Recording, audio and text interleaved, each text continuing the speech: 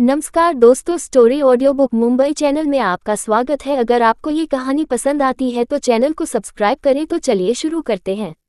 अब तक आप लोगों ने सुना कि किस तरह से अशोक कुमार रेशमा को नीचा दिखाता है और उसकी इंसल्ट करता है और उसे एक मामूली लड़की कहता है, जिसे सुनकर रेशम की आंखें एक डेविल मुस्कान में बदल जाती है। वह अशोक कुमार को ऊपर से नीचे देखते हुए एक टेढ़ी मुस्कान के साथ बोली, तुम्हें क्या लगता है मैं तुम्हारी तरह बेकार हूँ, जिसके पास कोई टैलेंट नहीं है। ये सुनकर अशोक कुमार वापस बौखलाते हुए रेशमा को मारने के लिए अपना हाथ आगे बढ़ता है। हर्षद और आकाश, जो पहले ही गुस्से से बौखलाए हुए थे, वह अभी कुछ करते उससे पहले ही रेशमा, जिसे अब गुस्सा आ रहा था, उसने अपनी फुर्ती दिखाई और एक झटके में अशोक कुमार का हाथ पकड़ लिया और इतनी जोर से उसकी नस दबाई कि वह दर्द से कराहते हुए घुटने पर बैठ गया। रेशमा ने एक पल की भी देरी नहीं लगाई और एक जोर की लात अशोक कुमार के सीने में दे मारी, जिससे वह उड़ते हुए 2 फीट दूर जाकर गिरा। यह नज़ारा देखने में इतना थ्रिलिंग था कि हर किसी की आंखें बस रेशमा पर ही टिक गई। जाहिर सी बात है, ऐसा नज़ारा हर रोज देखने को नहीं मिलता था। एक सुशील और सभ्य देखने वाली औरत, जिसने काफी खूबसूरत साड़ी पहनी थी और जो काफी नाजुक नजर आ रही थी, उसने एक मिलिट्री ऑफिसर को इस तरह से पछाड़ दिया। हर कोई अविश्वास से रेशमा को देख रहा था। तभी उन सब के कानों में रेशम की गुस्सैल आवाज आई। वह अशोक कुमार को देखते हुए तीखी आवाज में बोली, अगली बार मुझे छूने की हिम्मत मत करना। इस बार जिंदा छोड़ रही हूँ, शायद अगली बार ना छोड़ूं। जिंदा छोड़ने की सिर्फ एक ही वजह है, वह है तुम्हारे शरीर पर लिपटी हुई यह वर्दी।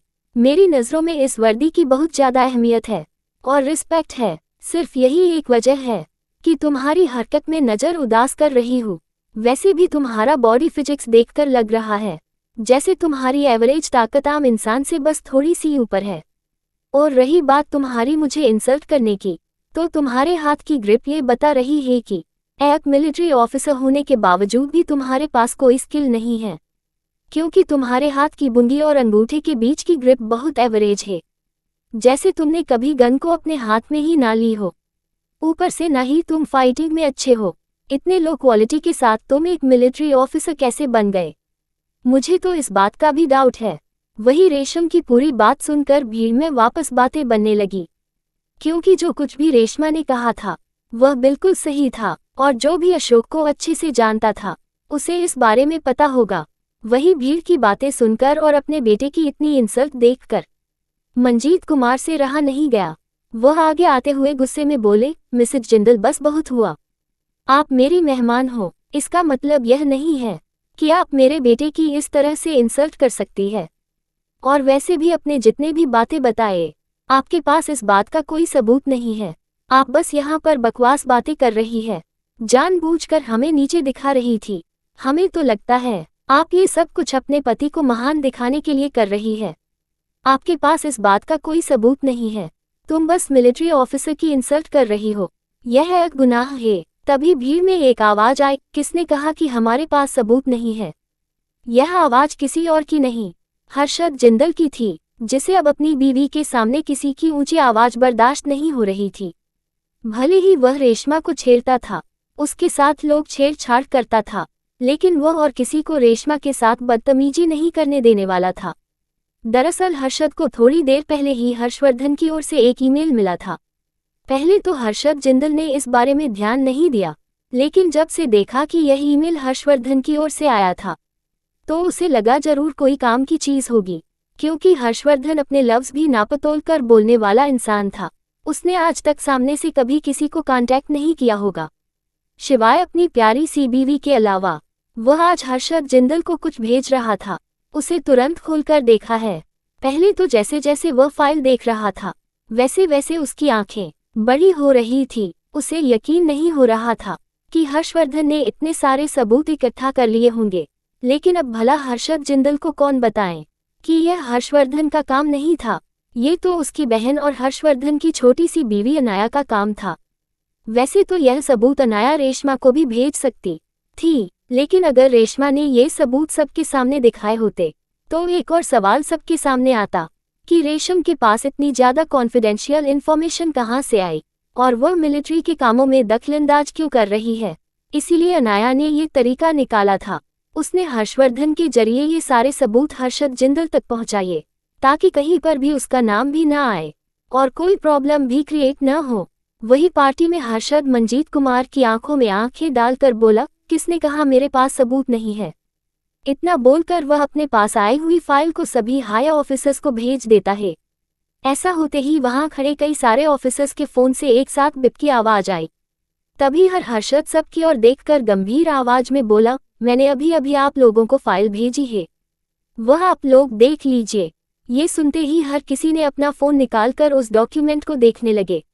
जैसे जैसे वह लोग डॉक्यूमेंट देख रहे थे, वैसे वैसे उनकी भी आंखें बड़ी हो रही थी, क्योंकि अभी अभी जो कुछ भी रेशमा ने कहा था, उन सभी चीजों के सबूत उस फाइल में थे।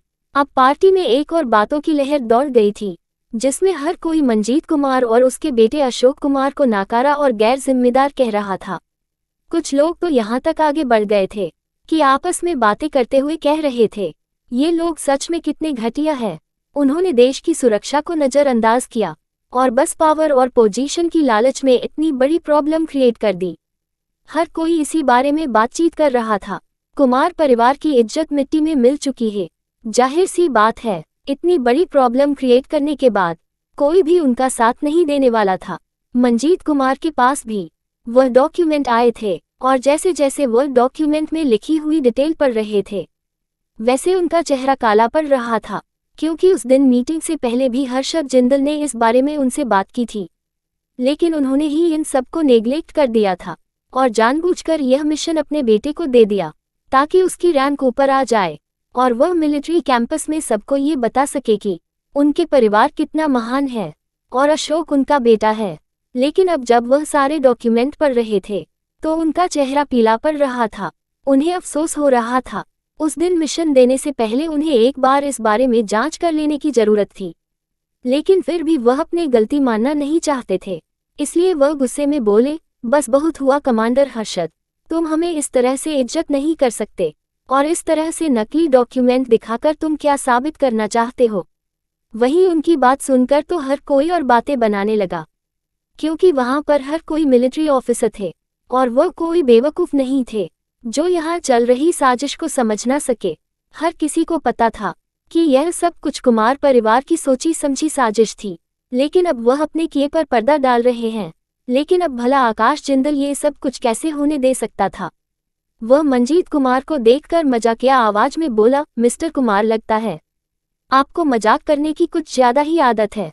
आपको सच में लगता है कि एक सीक्रेट कमांडर जो तकरीबन क्लास एस की रैंक का है, वह यहाँ आकर आपके साथ मजाक करेगा? क्या आपको मेरे भाई इतने बेकार नजर आते हैं जो इस तरह का मजाक करेंगे? वही उनकी बात सुनकर भीड़ में कुछ लोग तो कुमार परिवार पर हंसते भी लगे थे। कैसे लेगा कुमार परिवार इस चीज का बदला, और क्या हर्षद बचा पाएगा उस आतंकियों हमले को? अब तक आप लोगों ने सुना कि आकाश जिंदल सबके सामने मंजीत कुमार की इंसल्ट कर देता है, जिसे सुनकर हर कोई हंसने लगता है। सबकी इस तरह की आवाज सुनकर मंजीत कुमार को खुद की इंसल्ट महसूस होती है। जाहिर सी बात है, वह हाई ऑफिसर थे और उन्हें हर वक्त सबकी नज़रों में अपने लिए रिस्पेक्ट और आदर देखने की आदत थी। उससे भी ज्यादा वह अपने से नीचे ऑफिसर्स और दुश्मनों की नज़रों में अपने लिए सम्मान देखने के आदी थे। लेकिन आज उन्हीं की बटालियन का एक ऑफिसर उनका मजाक उड़ा रहा था और उन्हें इनडायरेक्ट बददिमाग कह रहा था, जिसे वह बर्दाश्त नहीं कर पा रहे थे। वो तुरंत ही बौखलाए हुई आवाज में बोले, बस बहुत हुआ। तुम अपने से हाई ऑफिसर से इस तरह से बात नहीं कर सकते और ना ही इस तरह से मेरी डिसरिस्पेक्ट कर सकते हो। तुम्हें इस बात का जवाब सबके सामने हाई कमान मीटिंग में देना होगा। ये पार्टी के खत्म होती है। इतना बोलकर वह सबकी ओर एक नज़र देखते हैं, फिर अपने बेटे को गुस्से में देखते हुए बोले, और तुम मेरे पीछे आओ, हमें कुछ बात करनी है। बाकी के लोग भी वहां से जाने लगे। जाहिर सी बात है, इतनी धमाकेदार पार्टी के बाद और इतनी उतार चढ़ाव के बाद अब कोई भी वहां पर रुकना नहीं चाहते थे। अब तो हर कोई यह जानना चाहते थे कि जो भी इंफॉर्मेशन ऑफिसर हर्षद जिंदल ने दी थी, क्या वह सच है या झूठी। इसीलिए जो भी मिलिट्री ऑफिसर्स अपने देश के प्रति वफादार थे या फिर अपने काम को निष्ठा से करते थे, वह तुरंत इस बात की जांच करने के लिए चले गए। कुछ ऑफिसर ऐसे भी थे जिन्हें इस बारे में कुछ भी बोलने की जरूरत नहीं थी, क्योंकि उनकी रैंक काफी नीचे थी हर्षद और आकाश भी वहां से निकल गए थे, क्योंकि अब वहां पर रुककर उनका कोई फायदा नहीं था। कार में दूसरी ओर कार में पीछे की सीट पर हर्षद और रेशमा बैठे हुए थे। वहीं आगे ड्राइवर की पास वाली सीट पर आकाश जिंदल बैठा हुआ था। कार का माहौल अभी काफी गंभीर था। वहां बैठे हर किसी के जहन में कई सारे सवाल थे। खामोशी को तोड़ते हुए आकाश जिंदल की आवाज आई, भाई आपके पास ये सारे सबूत कैसे आए? और फिर वो थोड़ी परेशान आवाज में रेशमा से पूछता है, और भाभी आपके पास इतनी खुफिया जानकारी, कॉन्फिडेंशियल इन्फॉर्मेशन कहाँ से आई? तभी उनकी बातों का जवाब देते हुए हर्षद जिंदल भी बोला, हाँ बीवी तुम ये तो बताओ, तुम्हारे पास ये इन्फॉर्मेशन कहाँ से आई? क्योंकि यह सारी इन्फॉर्मेशन मुझे तो हर्षवर्धन ने भेजी थी। ये सुनकर आकाश जिंदगी खुश होते हुए बोला, ओह तो आपके पास थी वो इन्फॉर्मेशन, हर्षवर्धन भाई ने भेजी थी। लेकिन भाभी आपको किसने ये सब कुछ बताया? ये सुनकर रेशमा एक गहरी सांस लेती है। वह पहले से चाहती थी कि उसकी बॉस अनाया की आइडेंटिटी ये दोनों भाई जानते हैं, तो उसे कुछ भी छुपाने की जरूरत नहीं है। वह दोनों को देखते हुए बोली, पार्टी में सभी लोगों की बातें सुनकर मुझे गुस्सा आ रहा था, इसलिए मैंने अनाया से बात की थी और उसी ने मुझे ये सारी इन्फॉर्मेशन दी थी। ये सुनकर आकाश कुछ सोचते हुए बोला, इसका मतलब? तो हर्षद जिंदल मुस्कुराते हुए बोला, इसका मतलब यह इन्फॉर्मेशन हमारी छोटी सी प्रिंसेस ने निकाली थी, हर्षवर्धन के जरिए हमें भेजी थी। ये सुनकर रेशमा भी बोली, हाँ वैसे भी अनाया के लिए कोई भी इन्फॉर्मेशन निकलना बहुत आसान था। ये सुनकर हर्षद जिंदल अपनी बीवी की ओर देखते हुए प्यार से बोला, इस मामले में तो तुम भी कुछ कम नहीं हो, तुम भी ज्यादातर इन्फॉर्मेशन बहुत जल्दी निकाल लेती हो। ये सुनकर रेशमा इधर उधर देखते हुए बोली, ऐसा कुछ नहीं है, वह बस मेरा काम है। आकाश कंफ्यूजन से पूछता है, भाई आप किस बारे में बात कर रहे हो? तो हर्षद उसे टालते हुए बोला, कुछ नहीं, तुम्हें कुछ सुनने की जरूरत नहीं है, तुम बस अभी इस बात पर ध्यान दो कि जो अभी अभी उस हिसाब से खतरा अभी भी हम पर मंडरा रहा है, हमें जल्द से अटैक को रोकना होगा। फिर वह रेशमा की ओर देखकर बोली, क्या तुम इस बारे में हमें कुछ और बता सकती हो? ये सुनकर रेशमा गहरी सांस लेकर बोली, नहीं मेरे पास ज्यादा इन्फॉर्मेशन नहीं है, अगर होती तो मैं तुम लोगों को बता देती, शायद अनाया के पास और कुछ इन्फॉर्मेशन हो।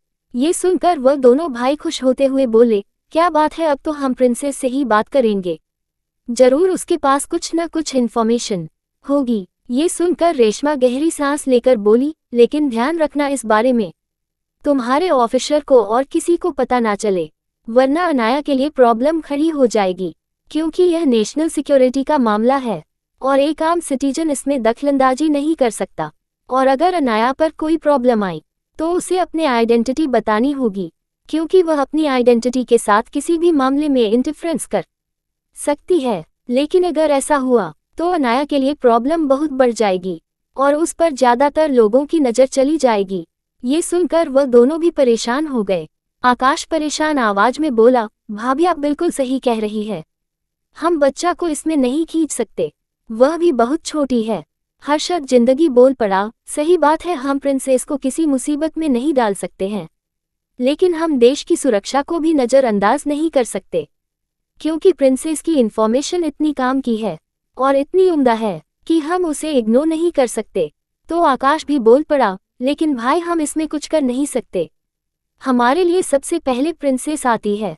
तो रेशमा उन दोनों को घूरते हुए बोली, मैं तुम लोगों को सिर्फ इतना कहा है कि अनाया को इसमें शामिल मत करना, मैंने यह नहीं कहा कि तुम उसके पास जाकर उसे इन्फॉर्मेशन नहीं निकाल सकते। तुम्हें बस हर्षवर्धन जीजू के पास जाना है और उस बहाने से अनाया से मिलकर इस सारी चीजों की इन्फॉर्मेशन निकाल लेना, या फिर सीधे ही जीजू को पूछ लेना, वह अनाया से डिस्कशन कर लेंगे, इसमें इतनी बड़ी प्रॉब्लम की कोई बात नहीं है। वही रेशम की बात सुनकर वह दोनों भी खुद की बेवकूफ़ी पर हंसने लगे। जाहिर सी बात है, इतनी छोटी सी बात उन दोनों को परेशान कर गई थी।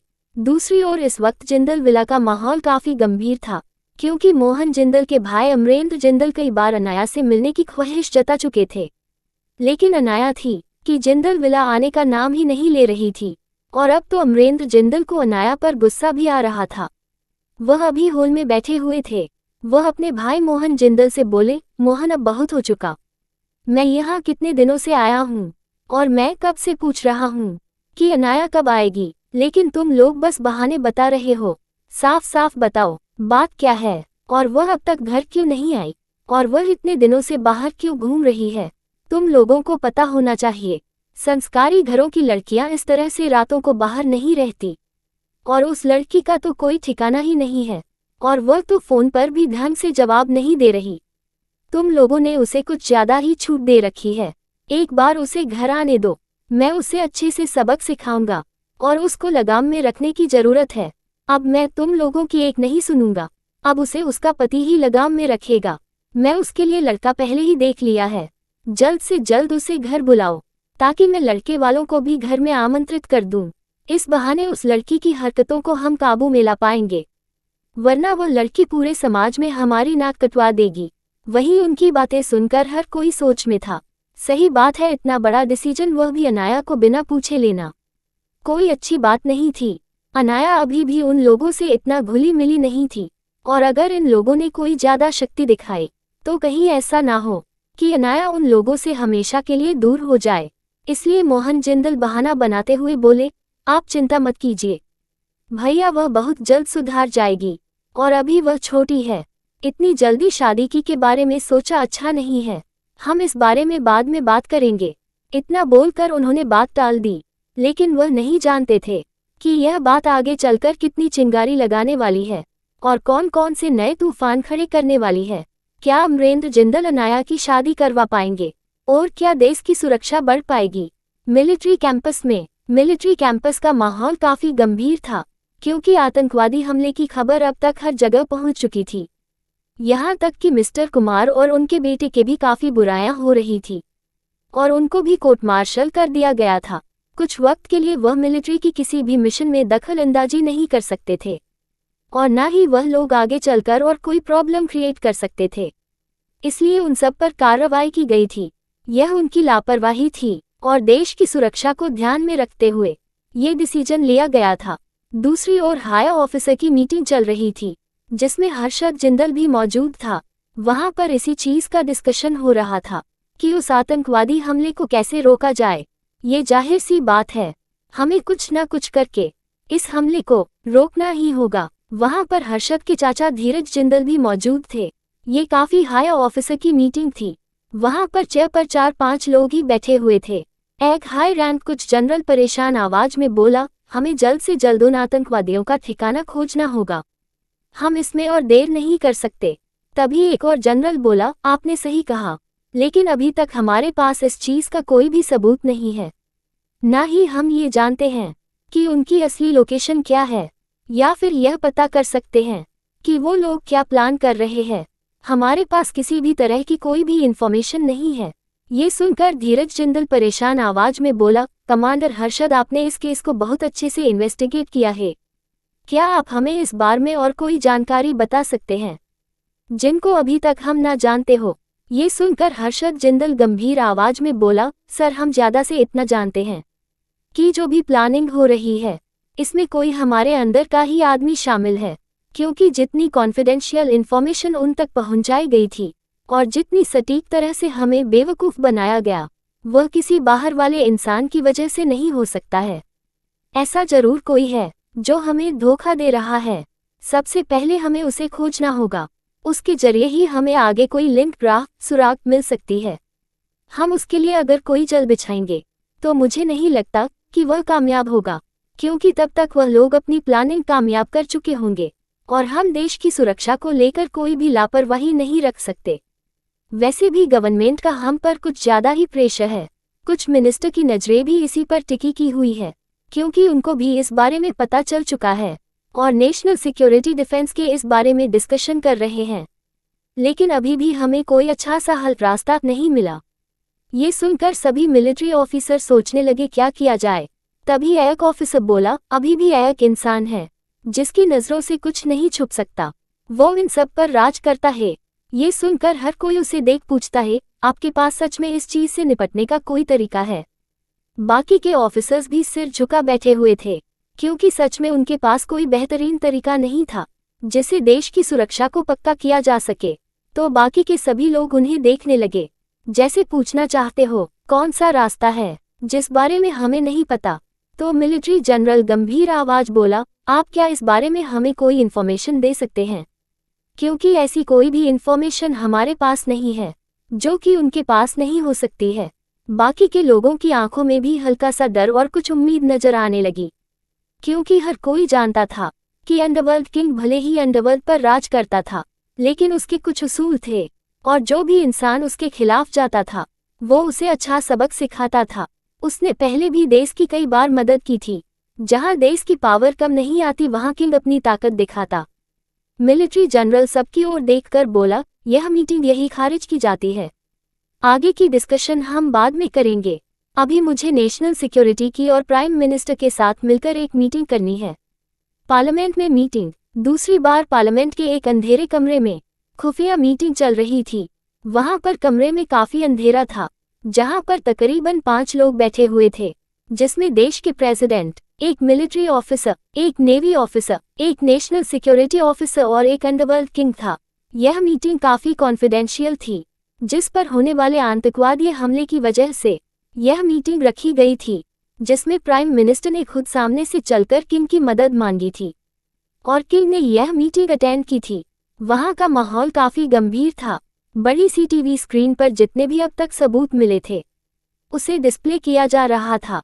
हालांकि किंग यानी कि हर्षवर्धन ने ये सारे सबूत पहले ही देख लिए थे, क्योंकि उसने हर्षद जिंदल को सबूत भेजे थे, लेकिन उसके मास्क के नीचे के एक्सप्रेशन कोई देख नहीं पा रहा था, जिसकी वजह से वह शांत भाव से वहां बैठा हुआ था कि उसने पहले ही अनाया के साथ बात करने के बाद अपनी छानबीन शुरू कर दी थी।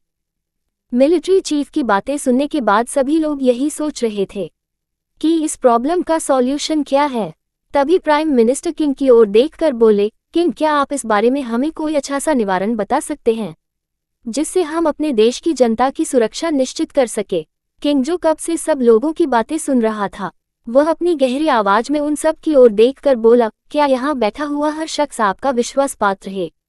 ये सुनकर प्रेसिडेंट कॉन्फिडेंस आवाज में बोले, हाँ इन सब पर हम यकीन कर सकते हैं। आप बेझिझक होकर अपनी बात रखिए। तो अंडरवर्ल्ड किंग अपनी गंभीर मगर रोकड़ा आवाज में उनका मजाक उड़ाते हुए बोला, तारानकन अगर आपको इन सब पर यकीन होता और आपके लोग इतने ही काबिल होते तो वह लोग इतनी बड़ी गलती नहीं करते और न ही आपका कोई ऑफिसर बिकाऊ होते। ये सुनकर वह लोग अविश्वास से किंग को देखते हैं। मिलिट्री जनरल कॉन्फिडेंस आवाज में बोला, जी मानते हैं आप काफी पावरफुल है, लेकिन आप हमारे लोगों को इस तरह से नीचा नहीं दिखा सकते। हमारे सारे लोग काफी विश्वास पात्र है। ये सुनकर किंग उनके और मजाकिया नजर डालते हुए एक तीखी मुस्कान के साथ बोला, क्या आपको लगता है कि किंग को किसी के साथ मजाक करने की जरूरत है? वही किंग को गुस्से में देखकर प्राइम मिनिस्टर अपनी गंभीर आवाज में बोले, बस बहुत हुआ। हमें पता है किंग आपको भी मजाक नहीं करते, और अगर आपने कहा है वो सच है तो जरूर हमारे भी खुफिया डिपार्टमेंट में कोई गद्दार है, और चिंता मत कीजिए, उसको खोज लेंगे। किंग एक लापरवाह नजर उन सब पर डालते हुए मजाकिया आवाज में बोला, मुझे इस बात से कोई फर्क नहीं पड़ता, वह आपकी प्रॉब्लम है। और रही बार इस प्रॉब्लम की सॉल्यूशन की, तो मैंने पहले ही उन लोगों के ओरिजिनल हथियारों का ठिकाना खोज लिया है।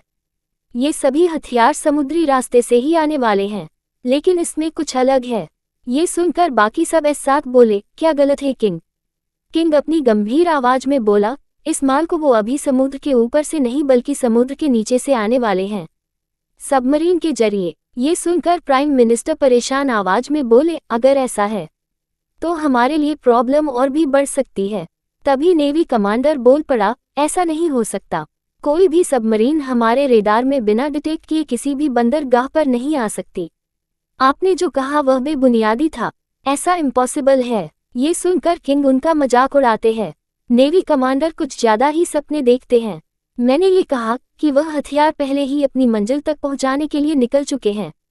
आपका इम्पॉसिबल का पहले ही पॉसिबल हो चुका है। क्या हर्षवर्धन बचा पाएगा अपने देश को? और क्या ये सभी ऑफिसर किंग की बात मैंने जल? क्या नया आ पाएगी वक्त पर? अब तक आप लोगों ने सुना कि प्राइम मिनिस्टर के साथ अंडरवर्ल्ड किंग की मीटिंग हो रही थी, जिसमें अंडरवर्ल्ड की हथियारों का सही लोकेशन बता देता है, जिसे सुनकर सभी ऑफिसर को यकीन नहीं हो रहा था, लेकिन किंग उसके यकीन को चकनाचूर कर देता है, जिसे सुनकर नेवी कमांडर परेशान आवाज में बोला, अगर किंग ने जो कहा वह सही है तो हम बहुत बड़ी मुसीबत में हैं, और इतना सब कुछ कोई अकेला इंसान नहीं कर सकता। ये सुनकर किंग शैतानी हंसी हंसते हुए बोला, तो क्या मैं कोई मजाक कर रहा था कि आपके ऑफिसर बिक चुके हैं? फिर किंग अपनी आंखें घुमाते हुए अपने बॉडीगार्ड से एक कागजों से भरी फाइल लेता है और बिना कुछ सोचे समझे उसे सामने पड़ी हुई मेज पर पटक देता है और अपनी रौबदार आवाज में प्राइम मिनिस्टर को देखते हुए बोला, आगे क्या करना है वह आपकी प्रॉब्लम है। मैंने सारे सबूत आपको पहले ही दे दिए हैं। यहाँ पर मेरा काम खत्म होता है। अब मैं चलता हूँ। आगे के डिस्कशन में मेरी मौजूदगी की जरूरत नहीं है, पर अगर जरूरत पड़े तो मुझसे कांटेक्ट किस तरह से करना है वह आपको पता है, क्योंकि किंग ने एक खास खुफिया कोड सरकार को दे रखा था जिसे वो किंग तक अपना मैसेज पहुंचा सके। इतना बोलकर वह अपने गार्ड्स के साथ वहां से निकल गया। इस वक्त वह बहुत ज्यादा गुस्से में नजर आ रहा था। वह अपने ट्रेन गार्ड के साथ आया था और उन सब लोगों ने मुखौटा पहने हुआ था। जाते हुए वह किसी मिलिट्री फोर्स के कमांडो की तरह लग रहे थे, जैसे कोई लीडर अपनी सेना का नेतृत्व कर रहा हो। वहीं किंग के जाने के बाद ऑफिस में सन्नाटा छा गया। तभी सबके कानों में प्राइम मिनिस्टर की नाराज मगर गंभीर आवाज आई, लगता है देश की सुरक्षा कुछ ज्यादा ही कमजोर है। हमारे सुरक्षा नेटवर्क में कितने खुफिया जासूस है, वह हमसे ज्यादा किंग को पता है। कि आपको नहीं लगता कि यह हमारी नाकामयाबी है? ये सुनकर उन सब का सर शर्म से झुक गई, लेकिन वहां बैठा हर शख्स जानता था कि क्योंकि किंग की काबिलियत अविश्वसनीय है, कोई भी उनका मुकाबला नहीं कर सकता। किंग की फौज किसी भी कंट्री की फौज से ज्यादा ताकतवर है। इसीलिए तो कोई भी देश किंग का दुश्मन नहीं बनना चाहता, न ही किंग के खिलाफ जाना चाहता है। हर कोई उसके सामने अपने हथियार डाल देता है। प्राइम मिनिस्टर भी ज्यादा कुछ नहीं बोलते और हर किसी को वार्निंग देते हुए बोले, इस बार प्लेट फ्लॉप नहीं होना चाहिए। मैं देश की सुरक्षा के खिलाफ कोई भी लापरवाही बर्दाश्त नहीं करूंगा। जल्द से जल्द सभी हथियारों को बर्बाद करो ताकि वह देश में कोई बड़ी तबाही न लाए। इतना बोलकर वह अपनी जगह पर खड़े हुए और सब पर सरसरी नजर डालते हुए वहां से चले गए। इस बार प्राइम मिनिस्टर नरेंद्र बंसल काफी परेशान थे। वह देश की सुरक्षा को लेकर इस बार काफी चिंतित थे, क्योंकि अगर यह हमला कामयाब हो गया तो देश की इकोनॉमी तुरंत नीचे आ जाएगी। उससे भी बड़ी बात, बहुत ज्यादा जान हानि होगी जो शायद प्राइम मिनिस्टर अफोर्ड नहीं कर पाते। इसीलिए वह इस बार काफी सतर्क थे। एक होटल के कमरे में दूसरी और एक होटल के प्राइवेट कमरे में कुछ लोग इकट्ठा बैठे हुए थे। उन सबके चेहरे पर काफी गंभीर भाव थे। एक आदमी अपनी गंभीर आवाज में बोला, लगता है इस बार हम पकड़े जा सकते हैं। काफी लोगों को इस बात का पता चल चुका है कि उनके बीच कोई गद्दार है। तभी दूसरा आदमी अपने हाथ में शराब का ग्लास पकड़े हुए बोला, तुम चिंता मत करो, ऐसा कुछ नहीं होने वाला। वह सब के सब बेवकूफ है। देशभक्ति करते करते ही मर जाएंगे। उन्हें कभी पता नहीं चलेगा कि उनके बीच गद्दार कौन है। हमें बस अपना काम करना है। तभी एक आदमी जिसके चेहरे पर मास्क था और वह ऊपर से नीचे तक काले कपड़ों में बैठा हुआ था, वह उन दोनों लोगों को घूरते हुए बोला, बस बहुत हुआ है। तुम लोगों को यहाँ पर शराब पीने के लिए नहीं बुलाया गया है। ये बताओ कि खबर क्या है। तभी एक आदमी जिसने मिलिट्री यूनिफॉर्म पहनी हुई थी, वह थोड़ी परेशान आवाज में बोला, इस बार प्लान क्या है? इस बारे में अब तक हमें भी पता नहीं चला। बस इतना पता चला है कि प्राइम मिनिस्टर ने खुफिया मीटिंग की थी और उसमें किंग भी मौजूद था। ये सुनकर वह मास्क वाला आदमी एक पल के लिए डर गया। अंडवर्ल्ड का खौफ उसके भीतर बैठा हुआ था, इसीलिए वह आगे कुछ नहीं पूछता। तभी उसके पास बैठा हुआ आदमी, जिसका भी एक नेवी यूनिफॉर्म पहना था, वह आगे बोला, ऐसा कुछ नहीं है। मैंने सुना है इस मीटिंग में ज्यादा कुछ पता नहीं चला है, क्योंकि अगर ऐसा होता तो अब तक हम लोगों को आगे की प्लानिंग की खबर मिल चुकी होती, क्योंकि हम लोग अपने अपने फील्ड में काफी अच्छी पोस्ट पर है और बिना हमें पता चले कोई भी मिशन एक्टिवेट नहीं हो सकता। वहीं उनकी बात सुनकर वह काले मास्क वाला आदमी थोड़ा गंभीर आवाज से बोला, तुम लोग कुछ बड़ी बड़ी बातें ही कर रहे हो। तुम लोगों को ये तक नहीं पता कि हमारी खुफिया हथियार के बारे में उन लोगों को पता चल चुका है। तुमसे तो अच्छा मेरा सोर्स है। ये सुनकर वह दोनों परेशान होकर अपनी जगह पर खड़े होते हुए बोले, ऐसा कैसे हो सकता है? हमने इन सबको काफी अच्छी तरह से छुपा कर रखा है। तो काले मास्क वाला आदमी बोला, अब तक हम लोगों को उनकी प्लानिंग के बारे में नहीं पता चला, लेकिन बस इतना पता चला है कि हम लोगों को पता है कि हमारे खुफिया हथियारों का सोर्स कहाँ है। वह बस उन्हें खोजने की प्लानिंग कर रहे हैं। तभी नेवी ऑफिसर बोला, ऐसा कैसे हो सकता है? अगर ऐसा हुआ तो हमारी अब तक की सारी मेहनत बर्बाद हो जाएगी। वह मास्क वाला आदमी किसी शैतान की तरह हंसते हुए बोला, ऐसा बिल्कुल नहीं होगा। इस बार ये देश अपने बर्बादी खुद लिखेगा। तुम लोग बस देखते जाओ कैसे मैं ऑफिसर्स के नाक के नीचे से अपने हथियार इस देश में लाता हूँ। इतना बोलकर वह जोर जोर से हंसने लगा। फिर वह उन दोनों आदमी की ओर देखकर गंभीर आवाज में बोला, तुम लोगों के लिए अच्छा होगा कि मुझे जल्द से जल्द लोगों की पूरी प्लानिंग पता करके बताओ, वरना तुम लोगों के लिए अच्छा नहीं होगा। मुझ पर भी काफी प्रेशर है।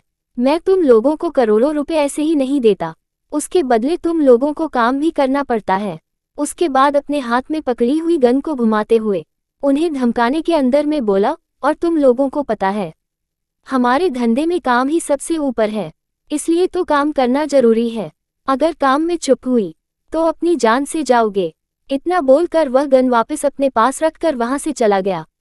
वहीं उस आदमी की धमकी सुनकर वह दोनों ऑफिसर डर से कांपने लगे। नेवी ऑफिसर डरे हुए बोला, आज तो हम बहुत मुश्किल से बचे। लगता है इस बार मामला काफी गंभीर है, इस बार हम बच नहीं पाएंगे। तभी दूसरा मिलिट्री यूनिफॉर्म वाला ऑफिसर भी बोल पड़ा, लगता है कुछ ऐसा हुआ है जो काफी गंभीर है। मुझे तो लगता है ये लोग कुछ ज्यादा ही बड़ी प्लानिंग कर रहे हैं। हमें क्या, हमें तो बस अपने पैसों से मतलब है। चले हम आगे की जानकारी इकट्ठा करते हैं। इतना बोलकर वह लोग भी वहां से चले गए। हर्षवर्धन के विला में दूसरी और हर्षवर्धन के विला में हमारे हीरो हर्षवर्धन और हीरोइन अनाया आगे की सारी चीजों पर नजर रख रहे थे ताकि वह आतंकवादी हमले को रोक सके। वह लोग अपनी पूरी प्लानिंग पर थे ताकि कोई गलती ना हो।